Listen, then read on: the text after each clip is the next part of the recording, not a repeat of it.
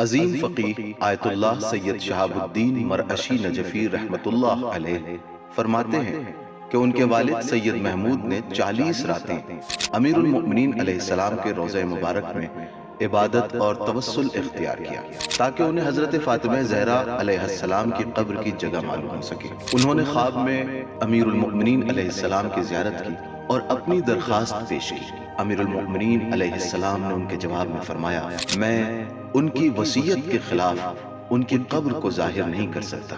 جب آیت اللہ مرعشی نجفی کے والد نے پوچھا کہ پھر ان کی زیارت کے لیے کیا کریں تو حضرت نے فرمایا، خدا نے حضرت فاطمہ سلام اللہ علیہا کی عظمت اور جلال فاطمہ معصومہ سلام اللہ علیہا کو عطا فرمایا ہے۔ جو بھی حضرت فاطمہ زہرا علیہ السلام کی زیارت کا ثواب حاصل کرنا چاہے وہ قم میں فاطمہ معصومہ علیہ السلام کی زیارت کرے۔ وہ قم میں فاطمہ معصومہ علیہ السلام کی زیارت کرے۔